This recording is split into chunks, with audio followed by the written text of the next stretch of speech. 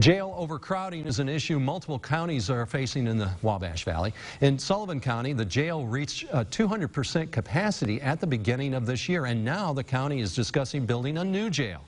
Nicole Christine spoke with the Sullivan County leaders today about the root of this overcrowding and how it connects to inmates' return rate. Nicole, this is an ongoing issue a lot of counties are facing. Yes, it is. And the return rate is known as recidivism, and it's linked to one particular problem in Sullivan County.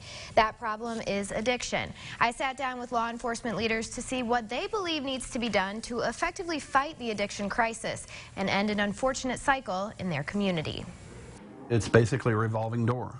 According to Sullivan County Sheriff Clark Cottom, the rate of recidivism, or the rate of offenders returning to jail in Sullivan County, is extremely high. I would say that it's probably 70 to 80%. County leaders agree that drug use, particularly methamphetamine addiction, is a huge factor in inmates returning to jail, due to the unforgiving nature of addiction. A lot of our people that are dealing with methamphetamine abuse also have low income, and so they're not able to move away from Sullivan County, away from the people, places, and things that cause them to use. Oftentimes, when these people are released from jail, they go right back to the drug. It's not necessarily because they want to. They're not out here partying it up.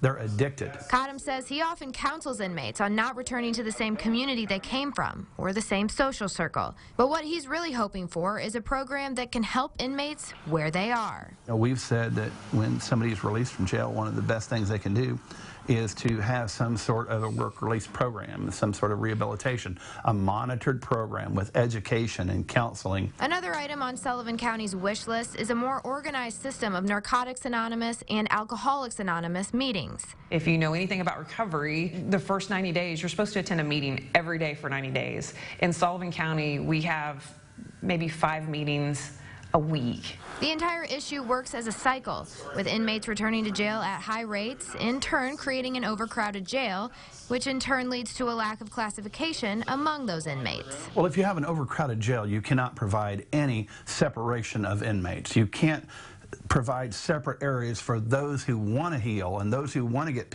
better. Which then cycles back to programming and the fact that those with the potential to heal need more than just jail time to do so. We use, jail to try to curb behavior.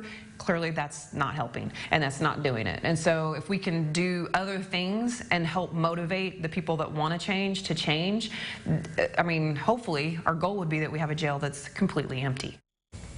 And Sheriff Cottom made the point that if the county gets a new jail, which he believes will happen, he personally would like to see the current jail used as one of those work release centers that they don't have currently. So. Yeah, that's a good idea. And I understand there are programs to work on this recidivism, right? Yes. So aside from the stronger Narcotics Anonymous and Alcoholics Anonymous programs, Barb Montgomery mentioned mandatory pretrial release programs as well as an incentives and sanctions program. So I know that sounds like a lot, but we have some explanations from her on both of those programs that you can view on mywabashvalley.com to give you a little bit better idea. Always more information on mywabashvalley.com. Yep. All right, thank you, Nicole, for that information.